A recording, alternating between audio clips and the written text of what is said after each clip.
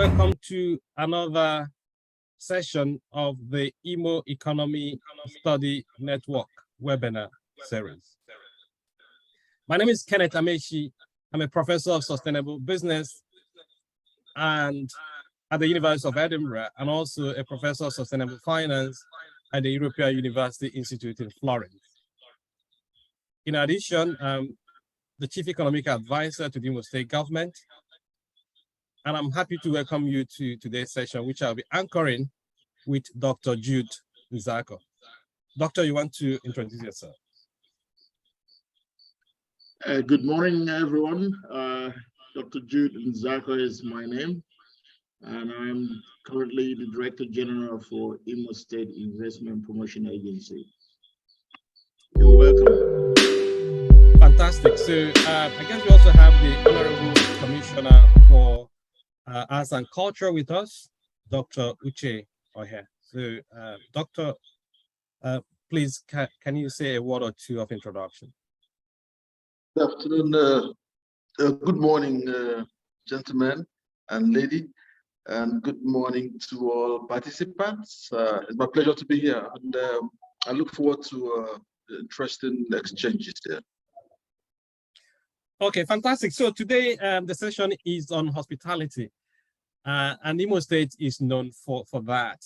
So it's our pleasure to have our panelists, and I'll invite them as we go along. So they would answer a question and then introduce themselves. So we will start we'll start from understanding the sector, because I mean, hospitality, as we know, is a very broad church. So I want to invite Dr. Betty Ozumba to probably reflect on what hospitality is. As an industry, what are the different components or actors you might find in the hospitality sector? Thank you very much, Prof. I am Dr. Betty Ozumba. I'm the Managing Director of the Legend Hotels and Suites Limited, Owerri. Prior to that, I was in the oil industry, where I was the head of regional geology in Africa for Shell, the Petroleum Development Company. In the hospitality industry is a very important component or infrastructure in any country or state. This is because of the various advantages it gives to the state. Apart from being a revenue source for the state, it is the face of tourism in every state. So the hotel industry offers a lot of opportunities and components for growth, both for the state and for the country and for the people around. Owerri happens to be the home of hospitality in the whole of Nigeria, and it has been so for a very long time. With modernization in the industry, we have seen all classes of hotels in Owerri, and that provides opportunities for people in the areas of, for example, traveling airport taxis, for those who are booking flights where they stay, for the small industries, who provides the various components of the food items that are normally used in the industry. Also, it promotes entertainment, and therefore the people who provide the entertainment are professionally employed, and even for people who anchor as MCs during those entertainment occasions. I will leave the floor for some of my colleagues to continue from where I've stopped. Thank you. Okay, great. Thank you for that, Dr. Ozumba. Let me invite Dr. Suji to further reflect on that. As you mentioned, in summary, the hospitality industry would include things like lodging, food and drink, as well as event planning and parks, and even travels and so on and so forth. So, Dr. Osuji, do you want to elaborate on that? I just want to say that he's captured some of the essence of our business here in Owerri, and Imo State in particular. I would say that the opportunities abound It's just a question of harnessing it, making sure we oil the wheel, that it will flow effortlessly and efficiently. There is no federal presence as in industry or manufacturing concern in Imo State. So tourism ought to be the key. And I've been thinking about this equidistance between Owerri and Umuahia, Aba, Port Harcourt, Onitsha, Asaba.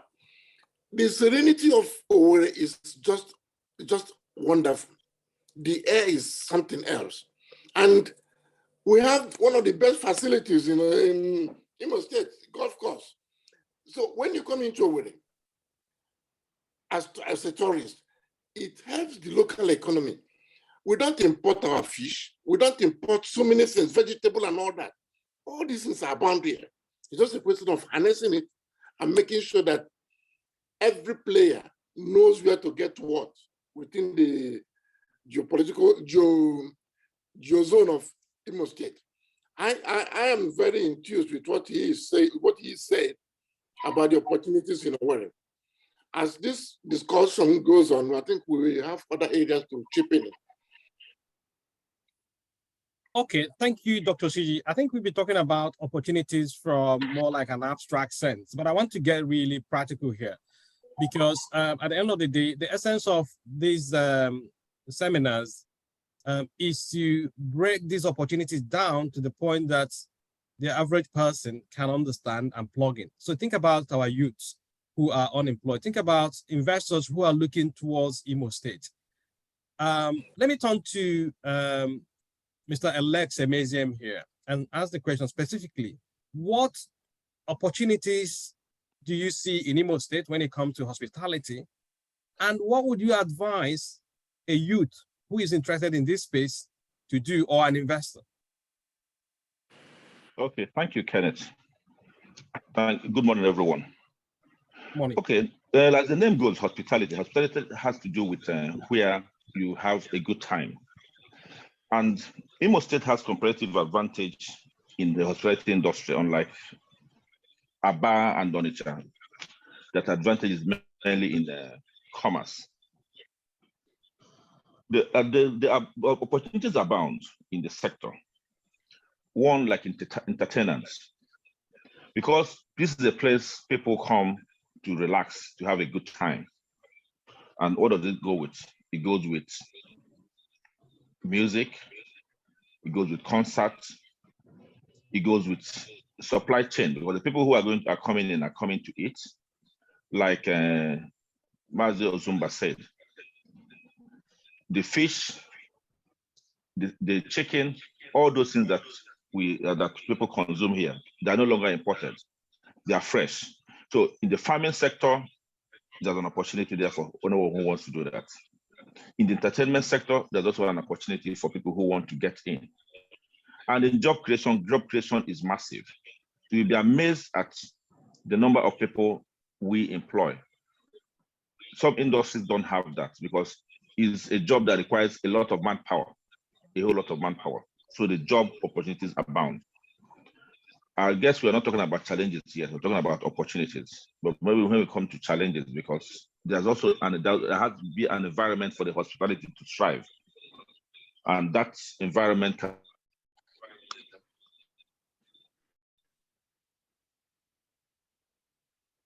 I think we have lost Mr. Emeziem there.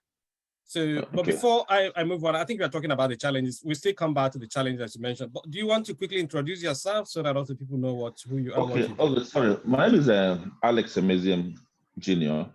I'm the CEO of the Royal Entertainment and Palm Estate Properties. Mm-hmm. Okay, the Royal fine. Entertainment. Okay. Okay, Sorry. great. So let me turn to Dr. Suji here. If somebody wants to, I mean, maybe you need to talk us through how hotels make their purchases in Imo State, because you said we have the fish, we have the eggs and chickens all produced in Imo State. But I've also heard that we don't produce enough, right? And sometimes we import these things from even southwest of Nigeria. But here I'm hearing that you you think we have enough. So where do you get this info? How do you source? How do you buy things you use in the hotels, so that a person who is interested, a supplier, might come in and say, well, I have something to offer? You see, actually, most individuals have veered into farming in Imo State.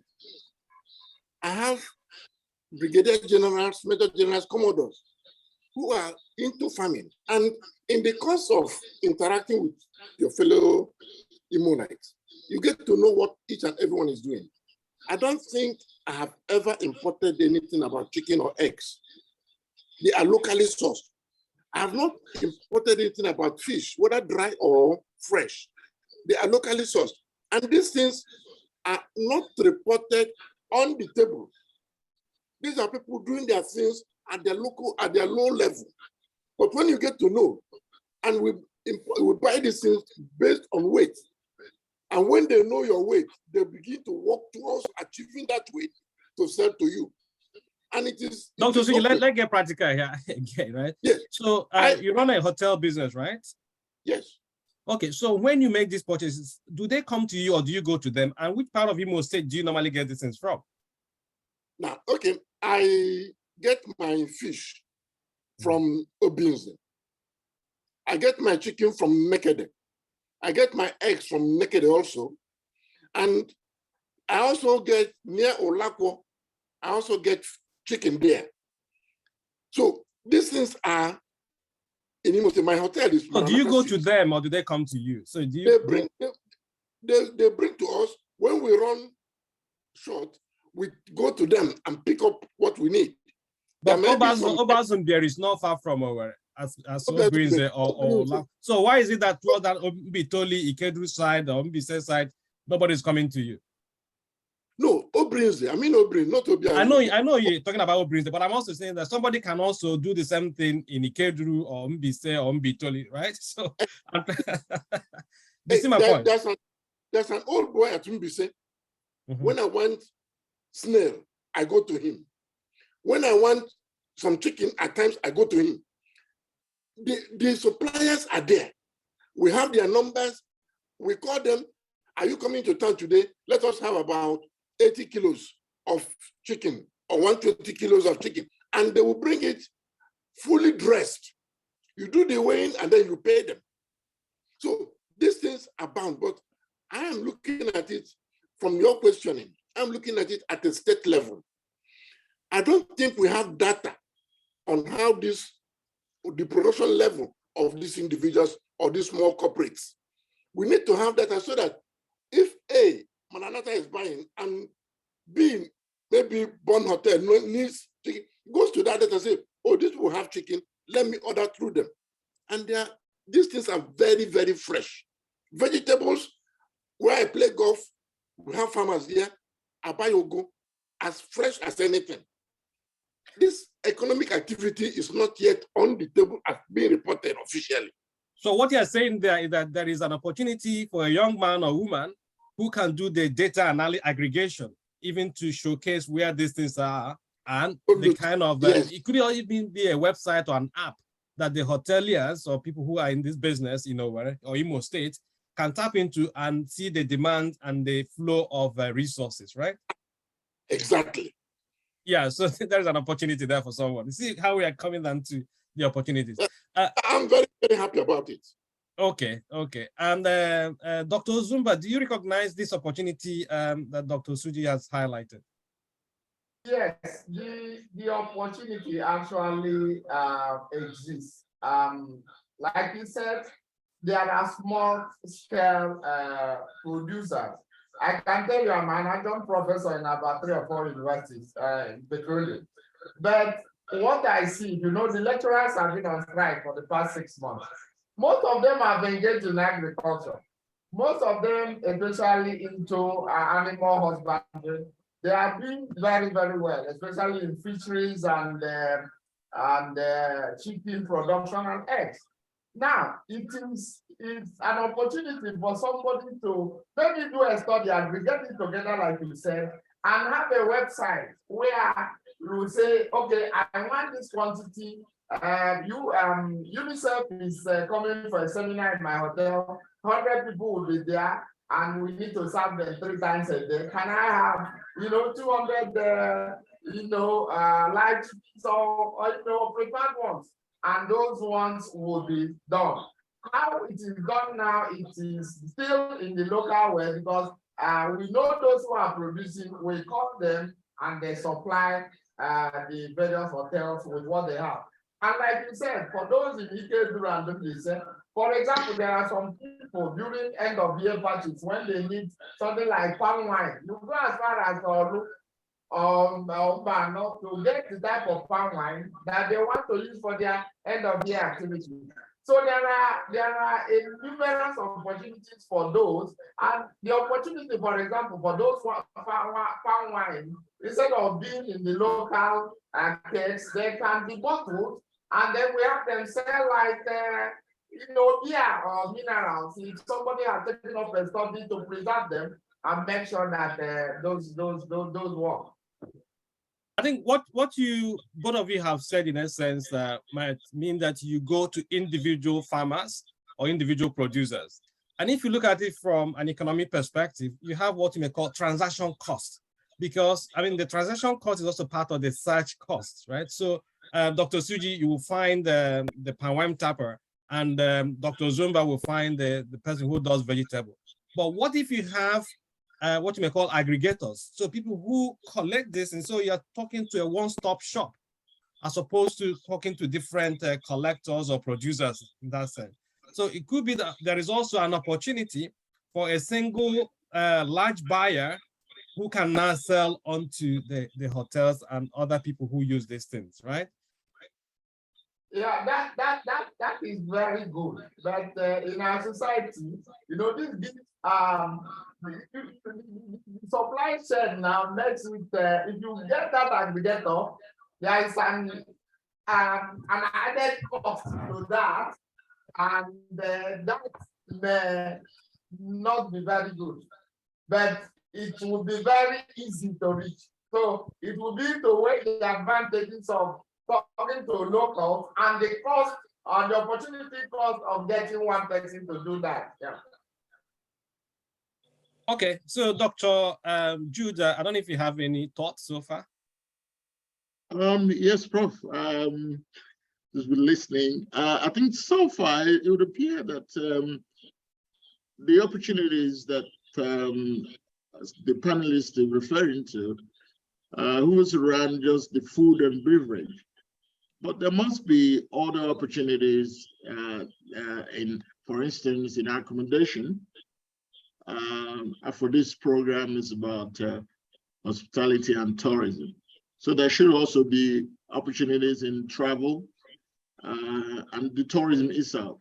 Entertainment is part of it. And of course, when we come to challenges, there must be opportunities in the provision of some of the infrastructure that you do not have at the moment, for instance, power. So can probably somebody in that sector give us some idea about opportunity that might exist in, for instance, tidying up the accommodation. There's been a lot of accusation in the past that some hotels in Imo State are substandard when it comes to upkeep, cleanliness, and so on and so forth. And I take it that if the sector is properly managed, then there should be an opportunity for some industrial cleaners and some other people in standards to come in. So maybe some light need to be thrown around this area. So maybe Mr. Alese Mizem can speak to that issue. Okay. Now, other opportunities that are bound. You'll be amazed at what some young people are doing. They call themselves social media influencers. They come to us, we pay them, they take photographs with our environment and our food, and they go online. Some of them have as much as 20,000 followers, 15,000 followers, 30,000 followers. And we'll be amazed at how much we pay them to advertise for us on their platforms. Also on the issue of supplies, I have a young lady. All she does is that by 6 a.m. she's out of her home. She goes to the market to meet those farmers when they come to the market to buy vegetables and all those things and put up her little magic on it. And she makes enough money to last her for that day, because you'll be amazed at how much vegetables we buy. Sometimes we buy vegetables in a day of up to 30 or 40,000 naira. So even if she's making 10% of that, just for 2 hours transaction, she goes, gets them, brings them to us, and we pay. You come about industrial cleaners. Each time we have an event, of course, we get the industrial cleaners to come and clean. And once it's over, we also get them again to clean. We have our own cleaners, but for a proper job to be done, we contract that out. So there's also a lot of opportunity on that area. On the question of classification of hotels, I remember Calabar, Cross River State, during the time of Donald Duke. The first thing they did was to try to classify most of the hotels into 1-star, 2-star, 3-star, 4-star, and 5-star hotels. So if you're coming into the city, if you want a 3-star hotel, you already know the categories of hotels that are 3-star hotels. So in that area too, some people can go into that sector and sell rooms online to people who want to come to Owerri. They come to question of logistics, moving around. Uber business is, boat business is big in Owerri. Why is it big? But when a tourist that comes in doesn't have a car here, it depends on the transportation system to move around. So that's a lot of young men are doing the boat business. If you're amazed that even Enugu and most, I think Owerri is about the only city in the southeast that has that abhailing facility. So those are opportunities that abound in this sector. Okay, brilliant. So I think you already highlighted some of the opportunities and how young people can take advantage of them. But let's go back to what Dr. Jude Nzako was asking about in terms. One is the customer service and the quality, but the other side is also how your employees are treated. So Dr. Ozumba and Dr. Suji, what would be the average salary of somebody who works in a hotel? Well, it depends on your qualification, but most of our staff are graduates. And for me, for my graduates and others are students. Now look at for the graduates, we pay a minimum of 32,500. Now, and some we pay them 29,000, I think 29,000. Those ones we just, for purposes of tax, just collect appearance fee of 1%. The others are also based on the national graduation on the tax payment. Now, if you look at the town, it's populated essentially by tertiary institutions. And majority of our staff, front office, housekeep, and the bars, we try to populate it with people that are very close by, that if we have an upsurge in guests, we'll call on them to come render more service. Now, salary here is always at a lower level, not up to the only people that we pay up to 40 are just a couple of 4 or 5 of them. The rest are the average of 30,000. And they find it very good. And they are very comfortable with it, and they do their very best to make sure that the environment is very, very clean. Dr. Chumba, that's about $50 a month, isn't it? In the current scheme of things. So how would you then expect that kind of employee to give the quality we want? Going back to what Dr. Nzako was asking before. Okay, Prof, you want to look at the environment. Yeah, how much do they receive in the ministries? How much do graduates receive? Yeah, so the average salaries in the hotels are not lower than what obtains in the civil service. Now there are, like Dr. Sidi said, there are 3 levels. There are the management, those people who you want to manage your hotel. Some of them are on profit sharing, so they can be as high as 300,000, 200,000. You know, there are few people at that level. Those who them are 600,000, depending on the job. There are also other levels, the auditors. Now, the generality of those people are on the 30,000 level are mostly students who are doing their 1 year IT, and those who are waiting to go for their natural use service course.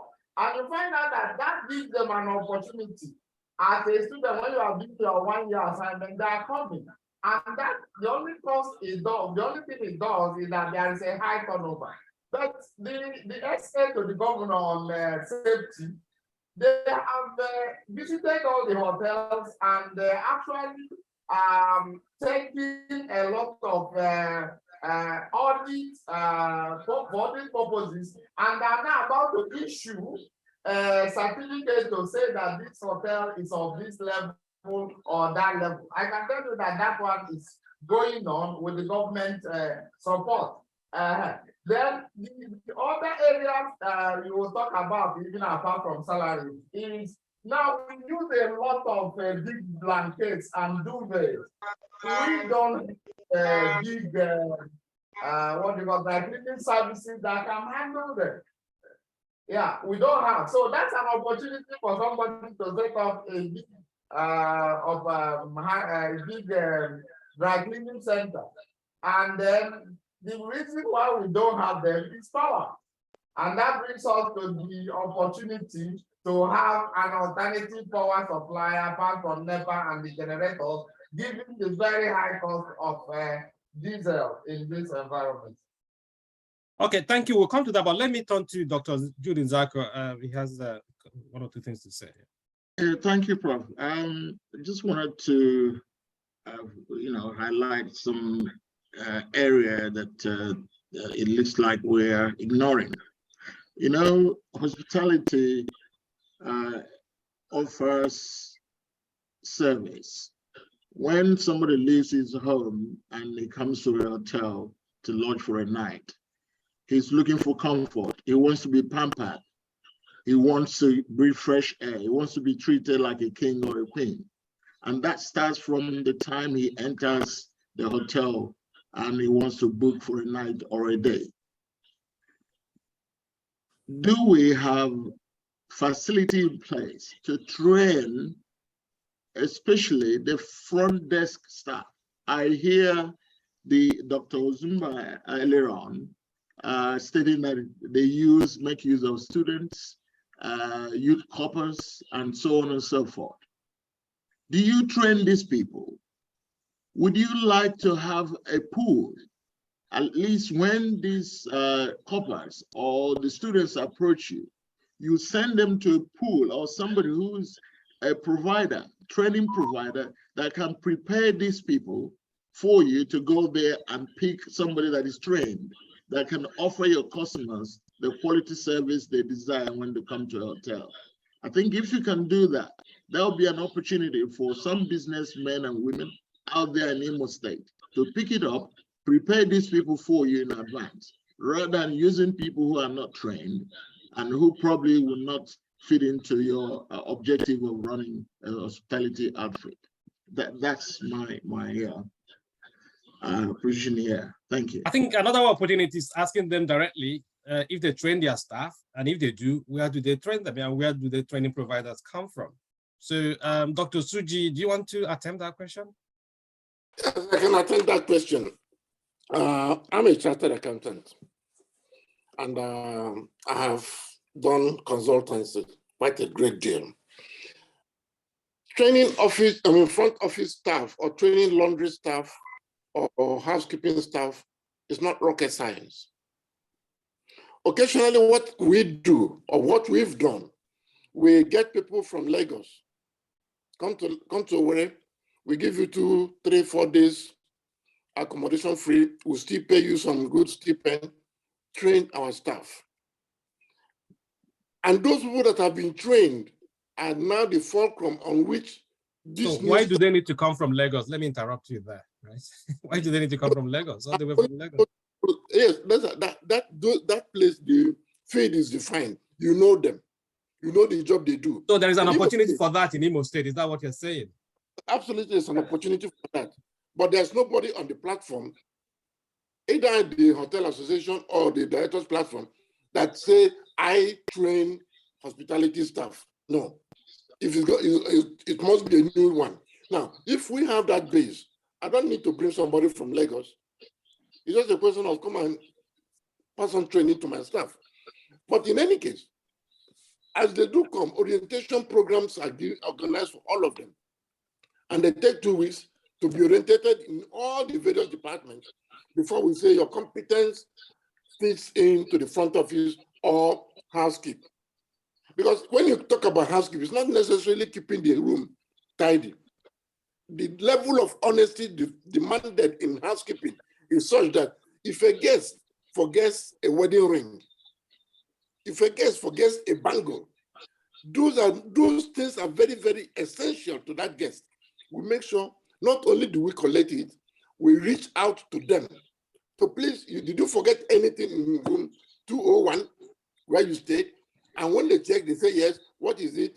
Because you have to confirm whoever that is, and then make sure come and collect your destiny. Honesty is critical for housekeepers. Front office, they are the ambassadors of the hotel, and with proper orientation, they always do very, very well. Okay, brilliant. So let's hear from Dr. Ozumba in that regard. Do you think there is a need for training? And then Yes, there is a very great need for training. The question is, where do we get the training now?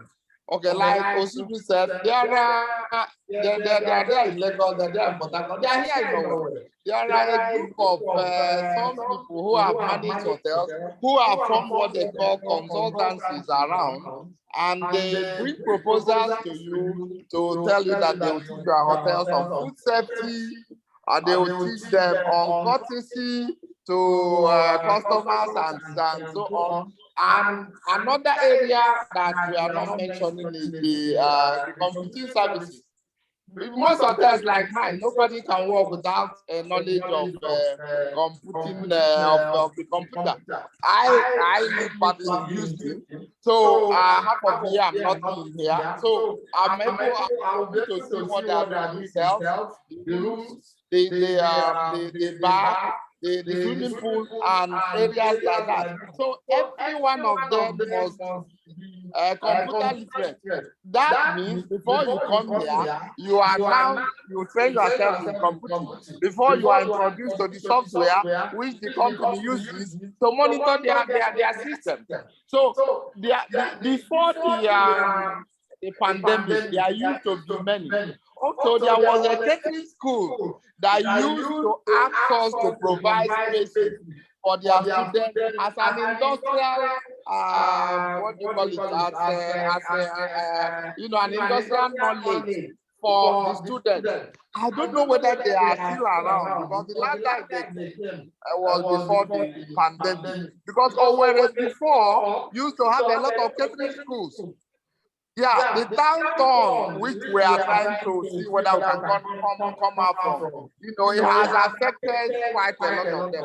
And the fact that most of the courses they were teaching are now being taught in the universities and the polytechnics, that is also costing them, because their degrees were not having the same degree of recognition as the polytechnics or the universities. So, if the opportunities in the industry begins to improve, I see more people who are probably serving as our general managers or managers now, coming out on their own to be people who can form consultancies and have these people they teach. In my hotel, for example, like Dr. Singh said, the first 2 weeks we are doing orientation. And there is a classroom work to that. We set up the classroom. There's a place we call a conference room. And occasionally they are taught, what is expected of them, what is expected, what they should learn about the working of the industry. So it's actually a very great opportunity. There are great opportunities in the industry, in training, and in other areas. Okay, great. Thank you very much. I think those are very important answers, relevant answers. Let me go straight to the Honorable Commissioner for Arts and Tourism and ask if, just to share some of your reflections so far, based on what you've had, and probably reflect on what your ministry is doing to support the hospitality sector in Imo State. Thank you very much. The opportunities that are being mentioned here are quite awesome and quite expected. Government has taken the initiative of creating the right environment for these opportunities to arise in the first place. Government, of course, prioritized security. Government prioritized infrastructure development, world-class infrastructure development, and government prioritized urban renewal. You can see that there's a regeneration of infrastructure in this Owerri city and around the state. Government is also taking a very close look at the places of interest that we have and changing the strategy for their development. We're now working on community-based tourism, which is a partnership between government and communities in the ownership and development of tourist sites. The essence of that, of course, is to give visitors a wholesome experience, visitors to Owerri. That's the tourists we're talking about. And if visitor to Owerri, for example, wants to stay for a night, to occupy a hotel for a night, and finds that there are places of interest that might occupy his interest or the interest of his family, he will extend the visit. And of course, the target of government in all this is to increase occupancy. We have a target to increase occupancy by a certain percentage, and we have a target to also increase visitor traffic to Owerri and to Imo State. And so, all said, government is very, very dedicated and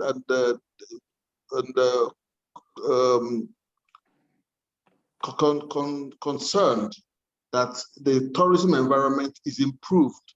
Also, we're looking at a recreation corridor along the banks of the Owerri River. The entire 9.2 kilometers is part of the 25-year development plan of the government. Already, work has started from the stretch between Ubezrika Hospital and the confluence of Owerri and Otami River.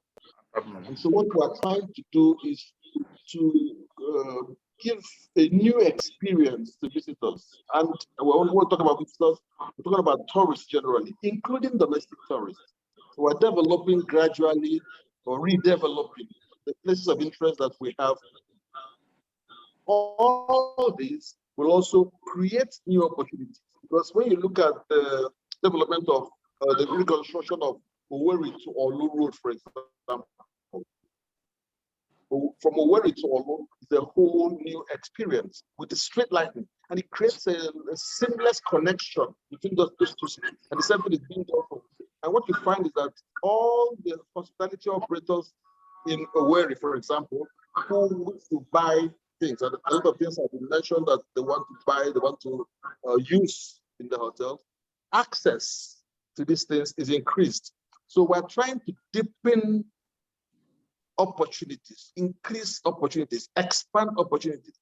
But at the same time, we need to make it clear that to do this and to attract the events, which is a major objective of government, to attract as many events as possible to Owerri. Conferences, already we are doing that, and already those who come to organize conferences in Owerri, when they come, they're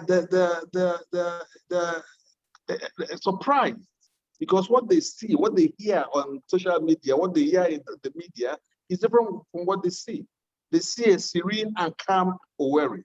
And like has been rightly noted, the geographical location of Owerri gives the certain advantage.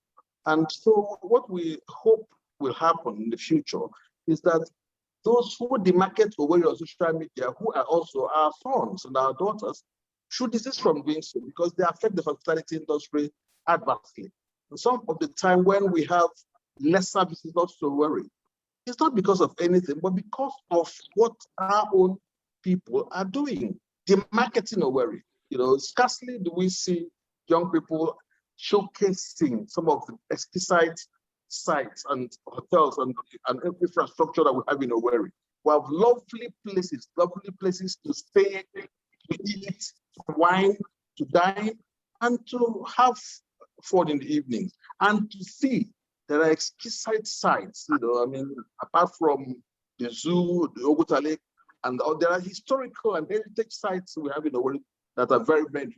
And so what we're trying to do is to create a connection between the hotels, the places to buy and stay, and I mean and enjoy, and the sites, the tourist sites that people can visit to interconnect them. Okay, thank you.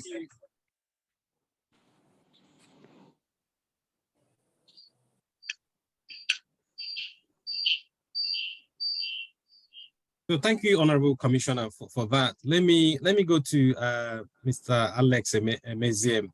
I know earlier on you started talking about the challenges, and this might provide us a chance, having listened to the government side of things, having also explored some of the opportunities. But let's come to the challenges the sector is facing. Do you want to kick us off on that? And possibly think of it in terms of also the problems and what you may consider the solutions. Okay, thank you. The challenges are enormous, but there are also low-hanging fruits that can be achieved in the short term. I will start with the low-hanging fruits before I go to the other ones. The low-hanging fruits, we talk about cleanliness. The government should help us to clean up the town some more, because nobody will want to go to come to a place that is not so clean. I'll give you an instance. Those street sweepers we see on the streets that keep the streets clean, they should bring them back. If you go to Concord Roundabout now, it looks so bad. It looks like how Mbise Road used to look in the past. You know, no one wants to come to a place that is not clean. These are low-hanging fruits that you could do. Sweep the roads, keep them off of refuse. The lawns, the grasses you have already, mow the lawns, you know, plant some more trees, you know. Those are low-hanging fruits. Then it comes to security. Security, like I said, I always say, Imo State is not different from other areas. But there are issues, there are ways that these are presented, and it makes headlines. It behoves on the government to bring in, like there was something that was held at my place, was a 3-day event by the National Association of Accountants in the whole country. And I can tell you, they were expecting like 2,000 plus, but they had about 1,600 of them that came. And a lot of people who did not come were scared of the things they had. More of such conferences will help. More of such events, entertainments. The Christmas is around the corner. Commissioner for Tourism, we have a lot of Imo stars who are doing very well in the entertainment industry. We can do well to have some kind of program that can bring the limelight into Imo. If we talk about energy, I don't want to, the state government can't really do much about energy. But what another thing they can also do is to light up the streets. The streets, by the time the street is illuminated, it also gives some kind of feeling of security. People are not scared coming out at night, because most times people come out at night to have a good time. In the afternoon, people are walking or the sun is so hard, but they want to come out in the evenings. The area, a place like New Owerri is seen as the highbrow area, entertainment center of the city. Even attention is paid on just New Owerri, put up street lights, clean up the place and all that. People who come feed into the hotels can actually move around at night because the streets are well illuminated. And also put some kind of security cordon. I just came back from Gambia not too long ago. There's a place they call Senegambia. It's just a small strip. But what makes it different? The government has put a good security cordon. Once you're there, you can walk around, nothing happens to you. They have lights, they have cafes, and they have all that. And people who go to Gambia stay by those places and go by the street and stay in the resorts there. You know, so these are low-hanging fruits that we can actually harvest on. I will also want to talk about, I was talking about manpower. Is also a challenge. I will tell you that is a problem getting skilled workers here. we had the problem sourcing for chefs. We're not talking about cooks. I mean, chefs who can come into a kitchen and know the right quantities to portion food and all that. We had to go all the way to Abuja to go to 5-star restaurants to be able to get chefs here. So people can be encouraged to set up schools that can train people on professionalism. Professionalism is lacking here so much. Okay, thank you very much for that. And I like your approach, the way you engage with the challenges as well as profile solutions. And the Honorable Commissioner is listening, as well as Dr. Judy Zako. So this some of the things that I think also that the industry can collaborate with the government to address. So that way we're talking about collaborative governance. It's not just about the government on its own or the industry on its own. So how can we work together? So let me go to Dr. Suji and say, well, from your own perspective, what do you think are some of the challenges, or they already been covered by Mr. Alex Engineer? Yeah, I like the way Amana he came about his own. He looked at the low-hanging fruits, which abound in Imo State trailing. However, I'm trying to look at it as what are the hindrances to good hospitality industry in Imo State? I think the government, there are too many players, too many drivers in the government. Nobody knows who speaks for the government. If the government's objective is to make the environment friendly, ease of doing business, whereas there are so many outlets, OCDA, what do they call them? Internal Revenue, Entraco, that are totally working against the policies of government. Let me give you an instance. I was given a bill of 92,444,300 naira as consumption tax. And they feel that somebody like me will go to them to negotiate.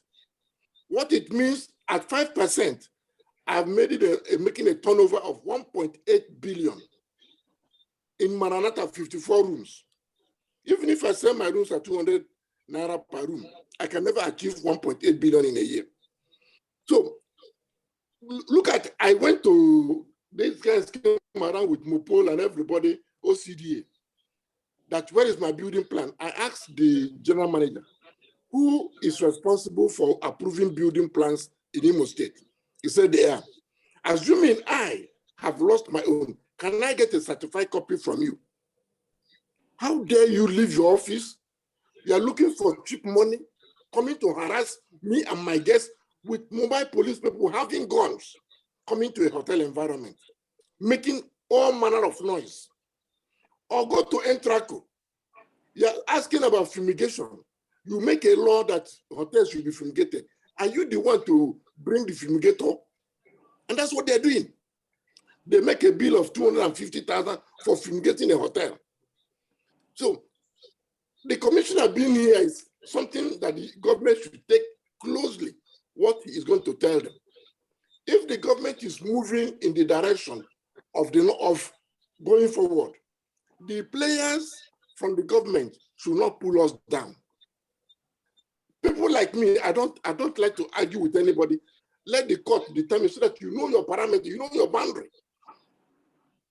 I have taken them to court and I'm expecting to have verdict on it because they're doing the wrong thing. I have a house in Lagos. My land use charge is 14,000. This is a house of over 240 million naira worth. Land use charge per annum. But because they made it so low, they brought in so many people into the basket and people are paying quickly and honestly. You pay before March of every year, you are giving a discount. I always end that discount. And at the end of every year, the Commissioner of Finance sends me a letter thanking me. Okay, this is the type of thing we need in Imo State. There's too many rascals, too many touts, consultants, pushing the agents of government, let us do this, let us do this. Okay. We cannot move forward with all these challenges. It is disturbing business. Thank you very much, Dr. Suji. Well, points were made. And some of these, I suspect, are also legacy problems that the state governor and the current regime is trying to address. But let's hear from Dr. Jude Nzako before I come to you, Dr. Ozumba. Oh, thank you, Prof. Yeah, I am the last speaker, Dr. Osuji. I think the problems he highlighted, they are not new to this government. I recall on a number of occasions, the hotel association or the group that represent the hotel industry in Imo State, we've held meetings with them, about 2 or 3 meetings. And I know that they pointed out the issue of double taxation and some of the concerns he expressed. But at that stage, I pointed out to them, in fact, on one of the occasions, they came to my office, and I pointed out to them, there is a law in Imo State, which this governor totally subscribed to. That law is Imo State Law 2010, number 5, which gave Imo State Investment Promotion Agency the right and the power to intercede and intervene on behalf of all the enterprises, including the hotels operating in Imo State. That if you have any concern, or if you feel that you've been taxed so much, or the government is suppressing you, or acting in any way that is unlawful, you approach that agency, either make a report, or in any how you can lay a complaint. Then the agency will contact all the relevant arms of the government to negotiate on your behalf. This information was thrown open 3 times. We've had the first meeting, there were more than 40 hoteliers in attendance. Second one will be over 30, and so on and so forth. But we have not received one complaint, one official complaint. The last one, it was about the double taxation. I said, please bring me proof of this taxation so that I can approach the relevant arms of the government to try and reconcile this matter. None of these members turned up with anything.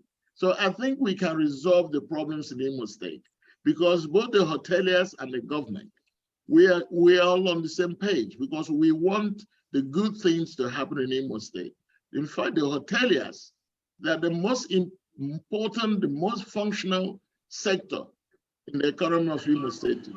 So the governor does not take you lightly. The governor wants to attend to your concerns, but you have to help. You have to come forward with evidence of those concerns.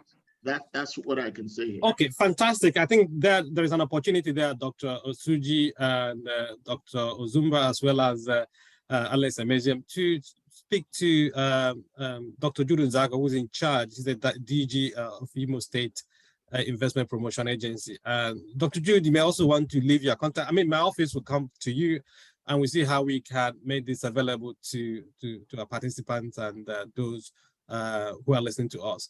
Because the idea, this does not only, it's not only about the hospitality sector. So you're talking about any business in Imo State that, or any sector that is having challenges of this nature, they should come to you and you can help intercede on their behalf, or at least help them solve the problem. So it's point well noted. So let me turn to Dr. Ozumba, and I want to ask you a question that is quite specific. Mr. Emezium talked about insecurity, and when you hear about Imo State, sometimes people talk about insecurity and so on and so forth. We try to dispel the myth and say, well, Imo State is safe. It's not as bad as they're portrayed in the social media. But one critical thing there is also the hospitality sector has a role to play in curtailing insecurity and even in terms of managing it. Because one thing good about you is that you are very inclusive. You have both the good, the bad, and the ugly. So what role can the hospitality sector play in terms of curtailing and the level of insecurity, no matter what is left of it in Imo State? Because these bad boys and girls, men and women, they often spend their money in your facilities.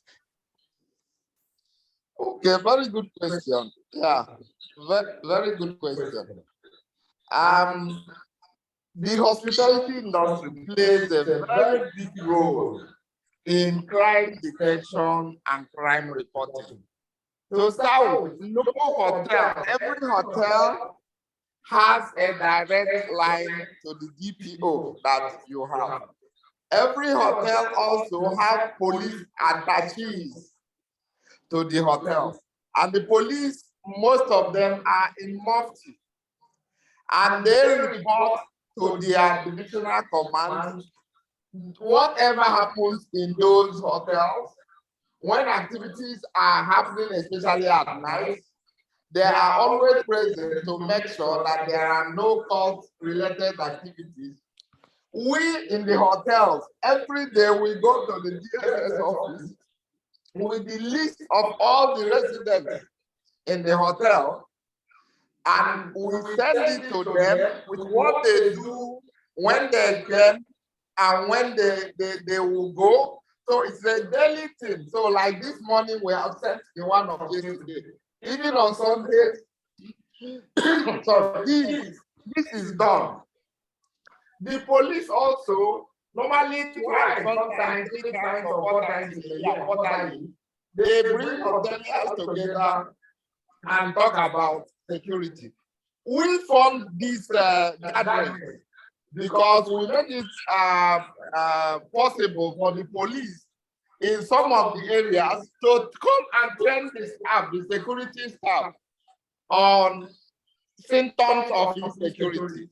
The fourth one we do is that there is, for you, any security man you employ now, you have to report into the police headquarters. They have a form which must be signed by a guarantor with your passport photograph, and for which the police will have a copy, so that when things happen, because most crimes have happened because there are informants in-house to do that. So we are in a very good working relationship with the police and with the DSS.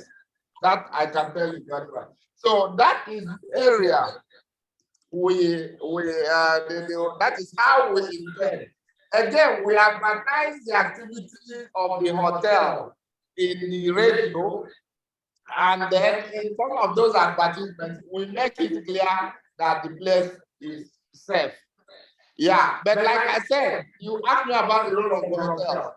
What we said, and like Mr. William said, is we need the government to also handle their own part of the security, since they have all the paraphernalia. Yeah, they can do that better. But before I talk, there is an area we haven't talked about, and that is power. The 90% or 80% of our profit is consumed by power. So that is the greatest challenge that we have in this industry. Once you off your generator, all your residents or customers will leave the hotel. Therefore, this is an area we are working on. And now, as the Hotel Association, we as a member of the Hotel Association, I'm leading a group that is talking with somebody on who wants to bring a CNG, compressed natural gas plant, to New York, so that we can all see how that can help. And to do that, we have to talk to NEPA, we have to do power change on all the hotels around to ascertain their consumption and other needs before he knows the type of plant he can bring to this area. Thank you. Okay, fantastic. I think that's a very good point to draw the curtain there. And you raised 2 points which are very valid. So one is the insurance security and the role you play. And I also suspect probably you work closely with the Commissioner for Homeland Security and Vigilante, Dr. Ugoji. If you're not doing that, please reach out to my office and we'll put you in touch with him and see how you can work closely with him. The other point is that you raised about energy is also an interesting one, and we have the commissioner in charge, Professor Eugene Opera, and you also know that Imo State has gas. So probably again, you need to speak with him, and we see how his ministry can help your association to meet some of these challenges. And that's the essence of why we meet here from time to time, to dialogue and look at opportunities look at prospects as well as challenges, and also how we can overcome some of these challenges. Unfortunately, time is never our friend. We are up to the hour, and I wish to thank the Honorable Commissioner for making time. This is the third session, and we are the third session on that we are drawing from his ministry. I also thank Dr. Jude Nzako, who has been a good co-moderator. And I also want to thank the panelists, Dr. Ozumba, Dr. Suji, and Dr. Emeziem. I've been addressing you as Mr. just to recognize that you have a PhD and qualified to be addressed as a doctor.